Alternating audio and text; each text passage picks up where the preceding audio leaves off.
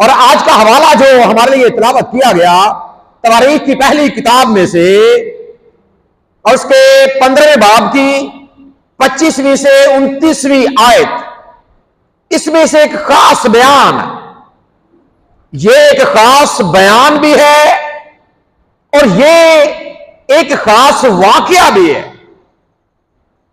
और इस वाकये में जो मरकजी किरदार है या जो इसकी मरकजी बात है वो है अहद का संदूक। और अहद का संदूक एक ऐसा मामला या एक ऐसी बात या एक ऐसी चीज जो इस्राएलियों के ईमान का मरकज रही।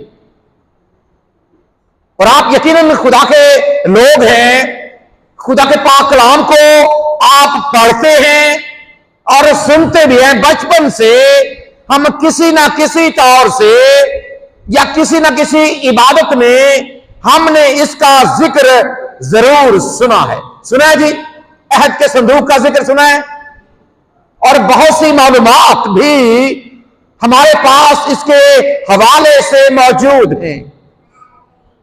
क्या कोई आप में से बता सकता है कि ये अहद का संदूक क्या है? खुदावंद की हजूरी। बेटी ने जो बात की है कि अहद का संदूक खुदावंद की हजूरी है, याद रखें ये खुदावंद की हजूरी की अलामत के तौर पर इस्राएलियों में जाना और पहचाना जाता है। इसे खुदा का संदूक भी कहा गया है और इसे शहादत का संदूक भी कहा गया है। और अगर आप इसकी बनावट के हवाले से या उन तफसील को जानने की कोशिश करें और जब आप खुरूज की किताब की जानिब रुजू करते हैं तो खुदा ने अपने एक बंदे जिसका नाम बजलीएल था, जिसके हवाले से पाक कलाम में लिखा है कि खुदा ने अपने बंदे मूसा से यह कहा कि मैंने उसे रूह अल्लाह से मामूर किया और वो उन सारी चीजों को बनाएगा जो खैमा इज्तिमा का हिस्सा होंगी। और उन्हीं सारी चीजों में से जहां पर वो सारे चीजें जो खैमा इज्तिमा के लिए थी वो बनाई गई, उन सब में जो मरकजी हैसियत थी वो उस अहद के संदूक को हासिल थी। और ये कीकर की लकड़ी का खुदा के अहकामात के मुताबिक जब आप उस तफसील में जाते हैं तो खुदा के अहकामात के मुताबिक इसकी लंबाई, इसकी चौड़ाई, इसकी ऊंचाई रखी गई। कीकर की लकड़ी से इसे बनाया गया और फिर बनाने के बाद आपको पता है इसके ऊपर क्या मंडा गया था? सोना। ये सारे का सारा सोने से मंडा हुआ था और फिर इसके ऊपर 2 खरोबी भी बनाए गए थे। जब आप गूगल पर सर्च करते हैं तो आप उसको इसकी बहुत सी तस्वीर भी इसके हवाले से मिल जाती है और आप देखकर ये महसूस कर सकते हैं कि ये किस तरह का था। तो इसकी बनावट के हवाले से पाक कलाम हमारे सामने बड़ी तफसील के साथ बयानात रखता है। और फिर जब हम ये सीखने की कोशिश करते हैं कि इसके अंदर क्या रखा गया, इसके हवाले से किसी के पास कोई इंफॉर्मेशन है जी कि इसके अंदर क्या चीज थी? जी भाई सलीम, इसमें 10 अहकाम की वो लोहे जिसके ऊपर 10 अहकाम लिखे गए थे वो इसके अंदर रखी गई थी। इसके अलावा क्या जी, आप क्या बता रहे थे जी? वो लाठी बुजुर्ग मूसा की नहीं, उसके भाई हारून की लाठी जिसके ऊपर क्या खिले थे? फूल खिल गए थे, बादाम के फूल खिले थे, वो लाठी इसके अंदर रखी गई। और इसके अलावा जी, इसके अलावा इसके अंदर शाबाश मर्तबान, उस मर्तबान के अंदर क्या था? मन था जो खुदा उन 40 बरसों के दौरान अपने लोगों को खाने के लिए देता रहा। और जब आप इसके बारे में पढ़ना चाहें तो इब्रानियों का खात जो नए अहद में मौजूद है, जब आप उसमें पढ़ते हैं तो ये तफसील इसके हवाले से आपको मिल जाती है। और फिर सबसे अहम बात कि ये हैकल में या खैमा इज्तिमा में ये उस जगह पर रखा गया था, क्योंकि इसकी लोकेशन भी खुदा ने बता दी थी कि जहां पर इसको रखा जाना है। और ये अहम बात है कि ये पाक तरीन मुकाम में रखा गया, जहां पर साल में सिर्फ एक बार सरदार काहन खून लेकर यौम कफारा के रोज वहां पर दाखिल होता था। इसके अलावा वहां पर किसी को भी जाने की पाक तरीन मुकाम में, जो हैकल में एक मुकाम था, वहां पर जाने की हर किसी को इजाजत नहीं थी। और ये इस्राएलियों के दरमियान, जिस तरह पहले बेटी ने बताया कि ये खुदा की हजूरी की अलामत के तौर पर जाना और पहचाना जाता था, और इसी बात को लेकर खुदा के लोग भी फिर इस संदूक को इज्जत, एहतराम और इसका अदब करते हुए हमें नजर आते। और यहां पर एक अहम वाकया दर्ज है कि जब खुदा का बंदा मुकद्दस दाऊद इसे लेकर यरूशलेम में लेकर आ रहा है, ये वाकये का बयान है यहां पर कि वो किस कदर खुशी के साथ। और जब आप इससे थोड़ा सा पीछे जाएंगे, अगर आप 13वें बाब की पहली आयत को आखिरी आयत को पढ़ेंगे, तो वहां पर जहां से ये संदूक उठाया जा रहा है, इस घर के हवाले से लिखा है कि जब यहां पर ये संदूक रखा गया, तो खुदा ने इस संदूक की बदौलत, खुदा ने, और जाहिर सी बात है संदूक को तो एक नजर आने वाली चीज है, लेकिन संदूक के पीछे दरअसल ये खुदा की चूंकि हजूरी की अलामत है, और जब ये उसके घर में रखा गया, तो पाक कलाम में लिखा है कि वहां पर इसकी मौजूदगी की वजह से खुदा ने उसके घराने को बरकत दी थी। जरा इस आयत को पढ़ लें तो ज्यादा अच्छा मेरे ख्याल में। 13वां निकाला जी इसी किताब का, जब आप 13वां बाब आखिरी आयत को भी आप में से तिलावत कर दें। अबेद अदूम के घराने में, जी 3 महीने तक ये उसके घर में, उबैद अदूमी के घर में ये 3 महीने के लिए रहा है। वहां पर हुआ क्या है जी बेटा? उसके घर को और उसकी क्या सब चीजों को खुदा ने बरकत दी। क्यों? क्या वजह है कि खुदा ने अदूम को और उसके घर को और उन सारी चीजों को खुदा ने बरकत दी? किस वजह से?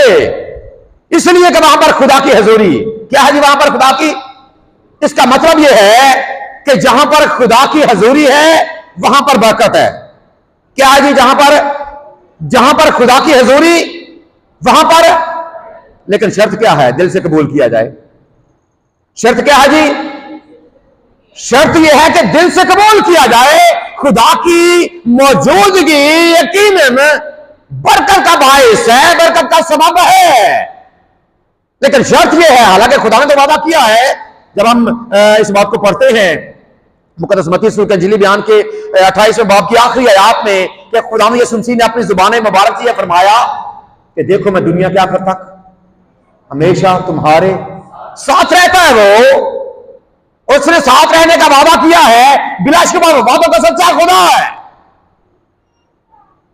लेकिन जब आप वाकई महसूस करते हैं और इस बात पर ईमान रखते हैं, तो उसकी मौजूदगी यकीनन आपके लिए, ना सिर्फ आपके लिए, आपके घर के लिए, आपके घराने के लिए और घराने की तमाम अशिया के लिए, हर एक चीज के लिए बरकत का बायस होती है। और यहां पर भी उबैद के घर के लिए ये अहद का संदूक बायस से बरकत बना, बरकत का सबब बन गया है। अब जब वहां से चूंकि इसे रखा जाना था, अब आगे जब मामला बढ़ रहा है, तो जब आप मजीद आगे बढ़ते हैं तो आप फिर इस बयान को भी पढ़ेंगे कि जब खुदा के बंदे मुकद्दस सुलेमान ने हैकल को बनाया, तो फिर इसके उस मुकाम के ऊपर जो पाकतरीन मुकाम बनाया गया, उसके अंदर वहां पर इसको रखा गया। और अभी जो मुकद्दस दाऊद है, ये इसे खुदा के शहर में लेकर आ रहा है, यरूशलेम में लेकर आ रहा। अब यहां पर एक और बयान हम यहां पर पढ़ते हैं कि जो एक समा है खुदा के संदूक को लाने का, ये खुशी का समा है। साज भी बजाए जा रहे हैं, नारे भी लगाए जा रहे हैं, और खुदा के लोग बड़े खुश हैं। और इन सब में सबसे ज्यादा खुश कौन है? दाऊद बादशाह सबसे ज्यादा खुश है, सबसे ज्यादा खुश है। और जब वो खुश सबसे ज्यादा है तो क्या करने लगा है? नाचने लगा है।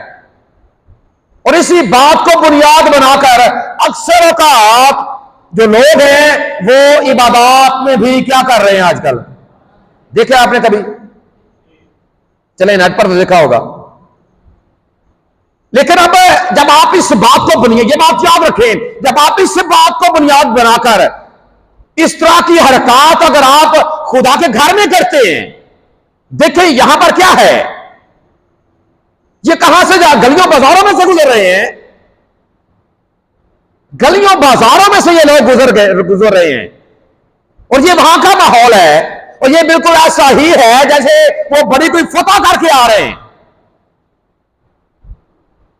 ये इबादत नहीं हो रही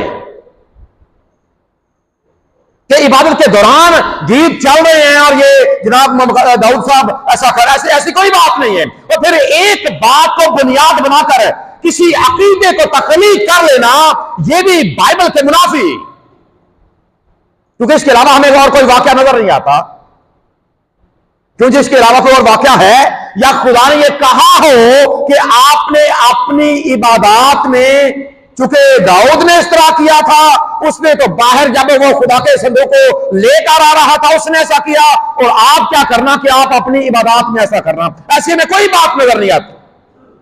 तो इस बात को बुनियाद बनाकर जब आप, क्योंकि ये अक्सर औकात सवाल भी किया जाता है और हमारे जहन में यकीनन शायद पहले से था या हम जानते भी होंगे इसके बारे में, आप खुदा के लोग हैं, सीखते रहते हैं खुदा के पाक कलाम को, ऐसी कोई बात नहीं।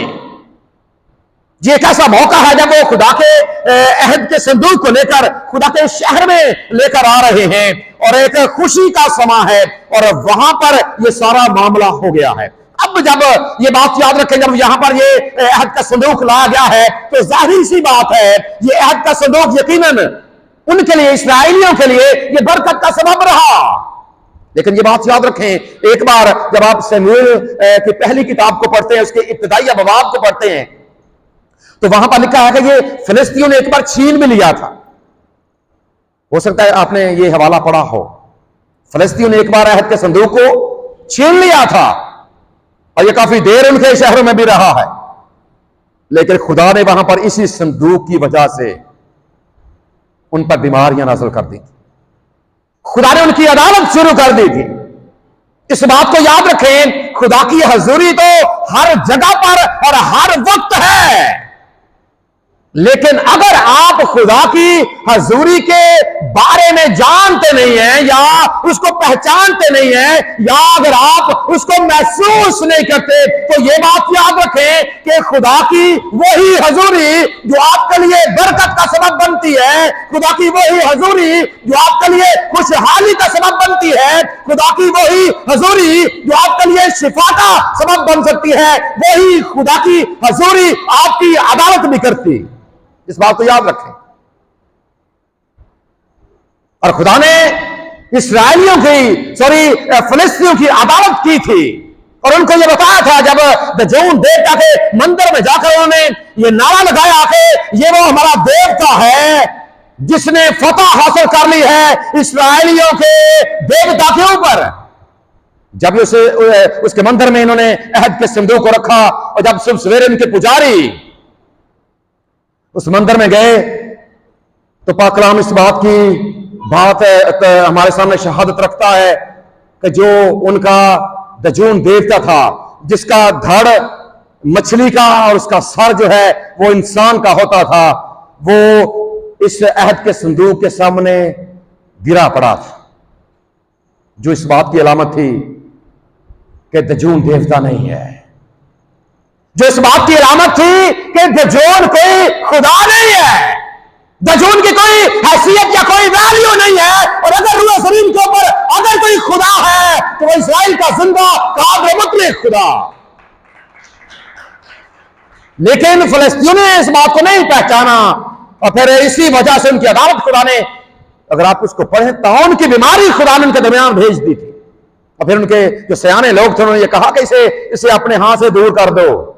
और फिर उन्होंने क्या किया कि एक नई गाड़ी बनवाई, इसकी ये सारी तफसील आप पहले से में पढ़ सकते हैं। सो ये खुदा की हजूरी की अलामत है।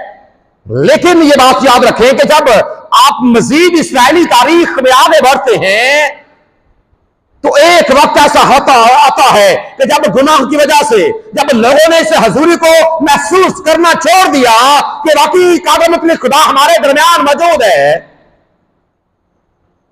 गुनाह पर गुनाह जब ये लोग करते चले गए। और यही हम मुकद्दस सुलेमान के हवाले से हमने बड़ी तफसील को सीखा भी है कि किस तरह पहले ये खुदा के साथ है और यही हैकल की तामीर करने वाला भी है। लेकिन इसके साथ इसने और क्या किया था, बहुत से मंदिर बनवा दिए थे अपनी बीवियों को खुश करने के लिए। सो जब इस तरह के मामलात इसराइलियों में आ गए तो खुदा ने फिर इसराइलियों की भी अदालत की। और पहले जो 10 कबीलों की सल्तनत है, जिसे इसराइल की सल्तनत कहा जाता, क्योंकि सुलेमान के बेटे रोहबाम के दौर में सल्तनत 2 हिस्सों में तकसीम हो गई थी। एक तरफ 10 कबीले, एक तरफ 2 कबीले। 10 कबीलों की सल्तनत जो थी वो इसराइल की सल्तनत कहलाने लगी, और जो 2 कबीलों की सल्तनत थी उसे यहूदा की सल्तनत कहा जाता था। और इस 10 कबीलों वाली को इसको शुमाली सल्तनत और 2 कबीलों वाली को जनूबी सल्तनत भी कहा जाता था। और पहले खुदा ने 10 कबीलों की सल्तनत जो थी उसकी खुदा ने अदालत की। कैसे कि 722 कबल अज़ मसीह में असूरी कौम के जरिए से खुदा ने इनको शिकस्त फाश दी। 10 कबीलों की सल्तनत की खुदा ने ईंट से ईंट बजा दी और उनका नामो निशान खुदा ने मिटा दिया। लेकिन जब 2 कबीलों की सल्तनत जो थी, जब इन्होंने भी सबक नहीं सीखा तो 586 कबल अज़ मसीह में बाबलियों ने इन पर हमला किया और इनका सब कुछ लूट लाट कर चले गए। और जब आप इसके बारे में तफसील कभी आप नोहा की किताब को पढ़ें तो इस कदर भयानक मंजर आपके सामने आते हैं कि क्या ये वही खुदा के लोग हैं, जिंदा खुदा के मानने वाले लोग हैं, जहां पर अहद के संदूक की वजह से खुदा ने अपनी हजूरी को रखा है। जब आप नोहा की किताब को पढ़ेंगे तो खुदा का बंदा मुकद्दस यिर्मयाह लिखता है कि वो नौजवान जो बड़े देखने में बड़े खूबसूरत नजर आते थे, जवानी के अय्याम में बड़े खूबसूरत कद काठ और उनके सुर्ख और सफेद चेहरे, वो इस कदर, क्योंकि जब इन बाबलियों ने दमन में बांध लिए शहर के चारों तरफ, यरूशलेम के चारों तरफ, अंदर रसद में जाती थी। और बात यहां तक पहुंच गई कि जो उनका गोश्त था भूख की वजह से उनकी हड्डियों के साथ चिमट गया। और यह बात भी आपको वहां पर लिखी हुई मिलेगी कि औरतों ने अपने शीर खार बच्चों को पकाकर खाया। खुदा ने फिर इसी अपनी हजूरी की वजह से अदालत भी की है अपने लोगों की। क्यों अदालत की है? इसलिए कि जब आप खुदा की हजूरी को महसूस नहीं करते, जब आप खुदा की हजूरी की इज्जत नहीं करते, जब आप उसका एहतराम नहीं करते, तो फिर खुदा आपकी इबादत करता। क्योंकि खुदा से कोई चीज ढकी छुपी नहीं है। इसलिए इसे शहादत का संदूक क्यों कहा जाता है? शहादत का मतलब यह होता है कि जो चीज आंखों में देखी जाती, जो किसी चीज की गवाही देती है। और आपको यह पता है कि कादम खुदा की आंखों के हवाले से जब आप अमसाल की किताब के 15वें बाब की 30वीं आयत को पढ़ते हैं तो वहां पर लिखा है कि खुदा की आंखें तो सारी जमीन की सैर करती हैं। और फिर यह भी कि उसकी आंखें हर एक जगह पर हैं, हर एक जगह पर उसकी आंखें हैं। खुदा तेरी रूह तो मैं भला न सके किधर जावा। आगे क्या है? हजूरी तेरी तो, खुदा की हजूरी की अलामत है ये अहद का संदूक।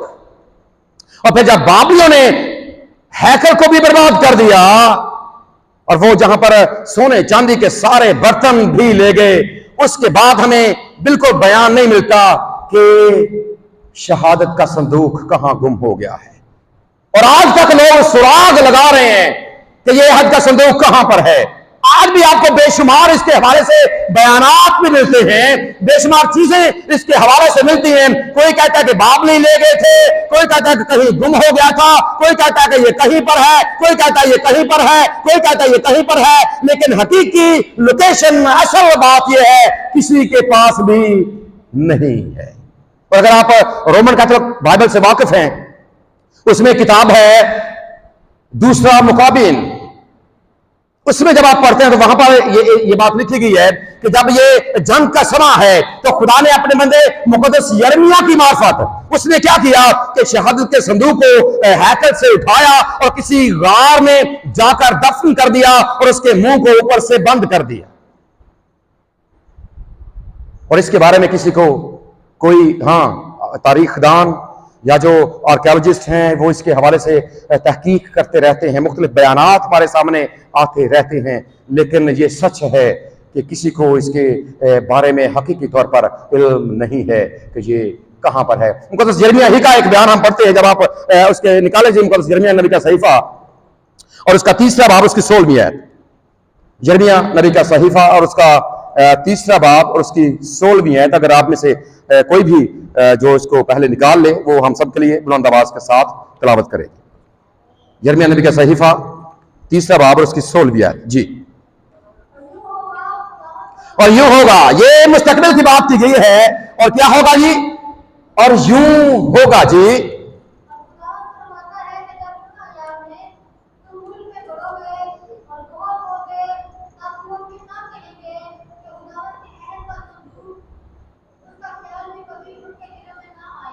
खुदा के संदूक के बारे में उनका ख्याल भी उनके दिल में नहीं आएगा, फिर उनको जरूरत महसूस नहीं होगी इसकी कि सिर्फ खुदा का, सिर्फ संदूक ही खुदा की हजूरी की अलामत नहीं है। ये इस्राएलियों के लिए था, लेकिन खुदा के बंदे ने इस बात को बयान कर दिया कि एक वक्त आएगा कि लोग इस बात को महसूस कर लेंगे, और वो वक्त अभी है। क्या कभी आपने इस बात को महसूस किया है कि आज अगर हमारे दरमियान अहद का संदूक नहीं है, लोग गीत में से गाते हैं, गीत बहुत से गीत भी इस हवाले से बने हुए हैं कि अहद के संदूक, लश्करों के रब, अहद के संदूक तू हजारों में लौट के, ये गीत में भी शायद लोग दुआ करते हैं इसके हवाले से। और दरअसल इसके पीछे खुदा की हजूरी की बात होती है कि मेरा खुदा हमारे दरमियान रहे, ताकि उसकी मौजूदगी की वजह से हमें बरकत मिले। जी ठीक है, खुदा के लोगों की ये ख्वाहिश भी है, ये खुदा के लोगों की जरूरत भी है, और ऐसा होना भी चाहिए। ऐसा ईमान हमारे खुदा पर होना चाहिए, उसकी हजूरी के लिए हमें हर वक्त दुआ भी करनी चाहिए। लेकिन खुदा का बंदा ये कहता है कि एक वक्त आएगा कि खुदा के लोग इसकी जरूरत महसूस नहीं करेंगे। इसके हवाले से आप एक और हवाला जरा निकालें, और पहला क्रंथियों और उसका तीसरा बाब और उसकी 16वीं आयत,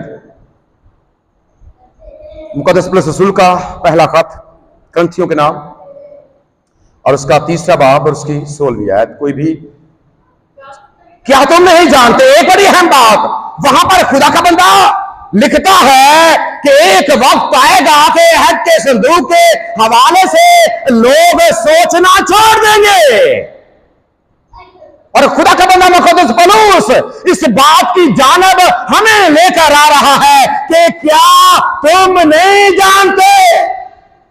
ये इशारा आज मेरी और आपकी तरफ है।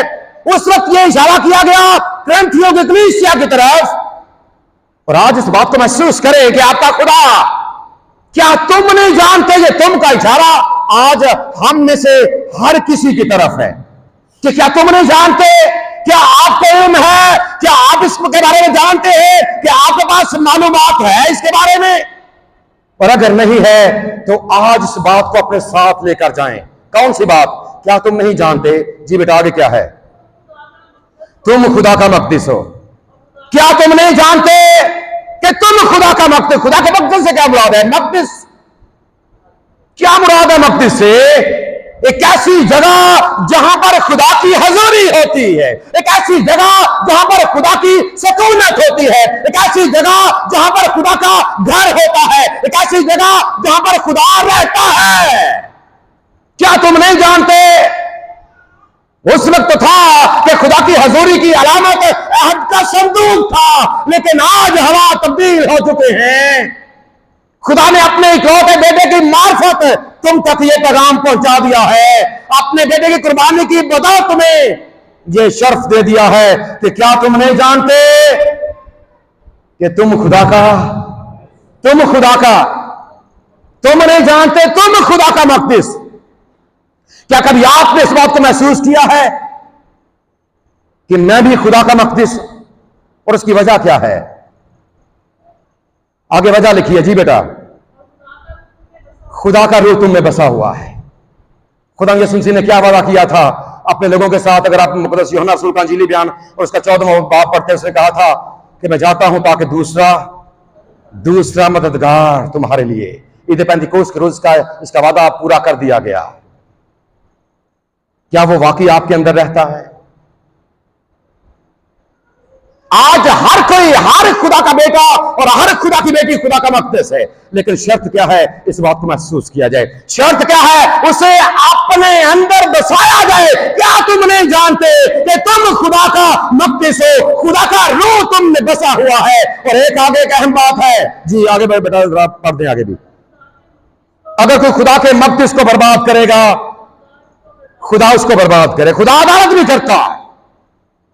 मत सोचें कि खुदा आपसे नावाकिफ है।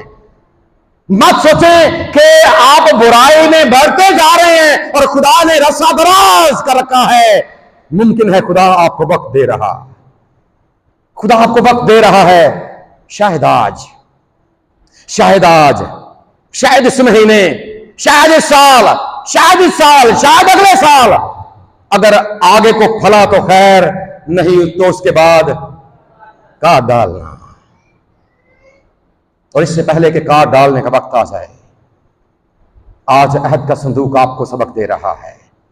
आज खुदा की हजूरी आपको सबक दे रही है कि महसूस करें कि आप खुदा का मक़दस हैं।